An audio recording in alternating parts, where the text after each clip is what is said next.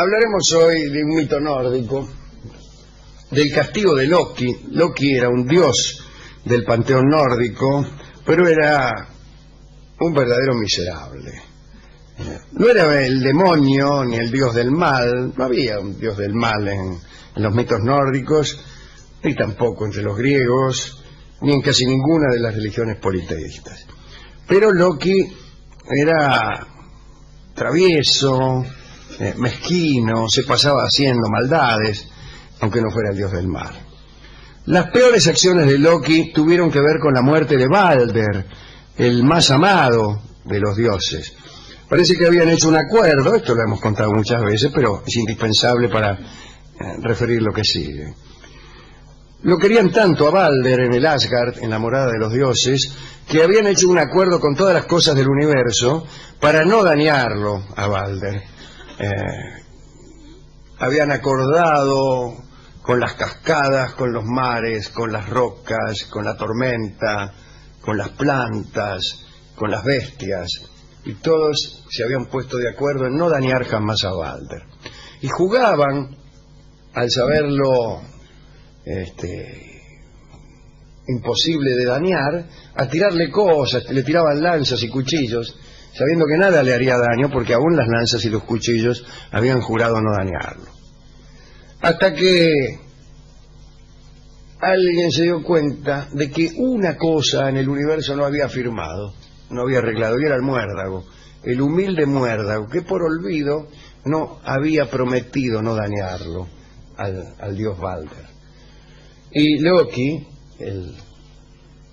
el malvado Loki, arregló con Hodor, que era un dios ciego, y le dio un pedacito de muérdago para que se lo tirara, una hojita de muérdago. Y el ciego se lo tiró y lo ensartó como churrasco escroto, y Balder murió. Bueno, fue terrible,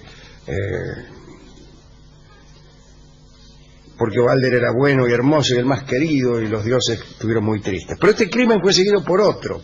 Hel, la diosa de la tierra de los muertos, había declarado que permitiría a Balder regresar a la vida a condición de que todas las cosas, animadas o inanimadas, lloraran por él. Esa condición llenó de esperanzas a los dioses, pues toda la creación había sufrido la muerte de Balder y seguramente no habría quien no se solidarizara. De hecho, los metales, las piedras, las plantas, los animales y los hombres lloraron. Hasta las aguas lograron hacer visible su llanto. Pero Loki, convertido en la vieja Thok, dijo que no lloraría y que poco le importaba que Hel retuviera a Balder para siempre. Por ese único llanto ausente, Balder quedó en la tierra de los muertos para siempre. Y esto da cuenta del poder del único llanto ausente, de la gente a la que resulta imposible conmover. Y como para un poeta o un artista, esa persona, a menudo despreciable, pero esa persona, digo, de llanto ausente, invalida el llanto de todo el mundo. Es un tema que genera también poesía, ¿no? Vino a suceder que aquel no llanto de Loki convenció a los dioses de que Loki solo abrigaba maldad en su interior. Se enojaron muchísimo. Entonces le otorgaron unánimemente la sentencia de destierro perpetuo del Asgard. Aegir, el dios del mar, que no toleraba tanta tristeza en el cielo, resolvió invitar a todos a un banquete. Los dioses aceptaron la invitación y fueron. Cuando estaban ahí morfando, notaron todavía con mayor fuerza la ausencia de Balder. Odín le dijo entonces a Aegir que ninguna tristeza podía olvidarse con comida, y menos podía olvidarse el odio por Loki, que en el transcurso del banquete había aparecido sin haber sido invitado. Entonces Odín le dijo a Loki que se las tomara. Loki dejó el banquete pero furioso.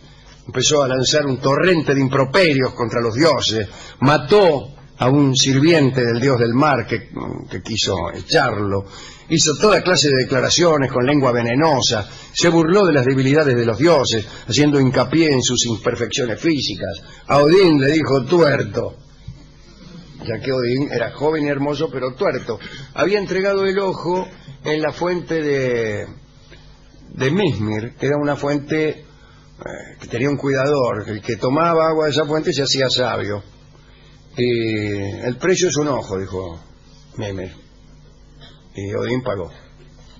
El precio de la sabiduría es un ojo, así. Y desde entonces Odín es tuerto, pero habla en verso. Muy bien. Todo eso decía Loki, envenenado, con el estrilo de los rejugados. Bueno, y lo echaron. Primero trataron de silenciar la lengua de Loki, pero su voz se elevó más y más. Se encontraba justo insultando a la mujer de Thor, cuando tuvo que callarse porque Thor le mostró el martillo, que el martillo de que hablamos hace poco. Al final tuvo que salir rajando Loki, consciente de que ya no podría regresar a Asgard nunca más, y también consciente de que los dioses se la tenían jurada. Loki se recluyó en las montañas. Se construyó una cabaña con 4 puertas que siempre dejaba abiertas para asegurarse la huida en caso de que lo necesitara. Allí se recluyó con su esposa, que se llamaba Sigyn.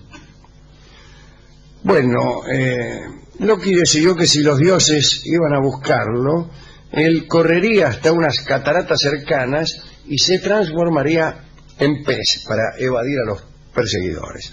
Loki tenía, del mismo modo que Proteo, el poder de convertirse en cualquier cosa. Pero aquel plan no funcionó. Odín y Thor se presentaron en la cabaña. Loki huyó, se transformó en salmón y se arrojó al agua. Pero Thor lo atrapó en el aire y lo sujetó con tanta fuerza que no pudo escapar. El salmón tiene cola muy delgada y los nórdicos atribuyen esa característica al apretón de Thor. Loki volvió a su forma habitual y sus captores lo arrastraron a una caverna. Allí lo ataron. No satisfecho con las cuerdas con que lo habían atado, convirtieron a estas cuerdas en hierro. Skadi, una giganta, personificación de los ríos fríos de montaña, había observado con alegría el encadenamiento de Loki y participó de aquel castigo eterno. Ató una serpiente sobre la cabeza de Loki, serpiente que dejaba caer su veneno gota a gota sobre el encadenado. Pero para disolver tal castigo se produjo una demostración de amor notable. Sigyn, la esposa de Loki, corrió a su lado con un recipiente y hasta el día del fin de los tiempos, hasta el Ragnarok, el día del ocaso de los dioses, Sigyn permanecerá juntando las gotas del veneno de la serpiente en un tacho antes de que caigan sobre la cabeza. Sigyn nunca deja su puesto, excepto cuando se llena el tacho, entonces lo tiene que ir a vaciar afuera. En esas ocasiones no hace tiempo a regresar antes de que caiga la siguiente gota, y entonces 1 o 2 gotas de veneno caen sobre Loki, y como el veneno es muy abrasivo y fuerte, Loki grita y se retuerce.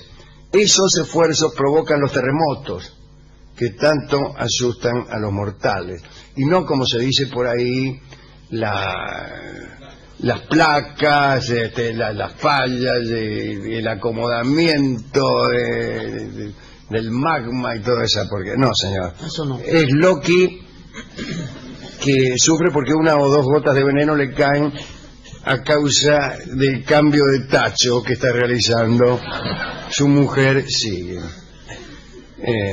También llora, y esas gotas de llanto, mejor dicho, la que llora es Sigyn, y esas gotas de llanto acompañan a las sacudidas de la tierra.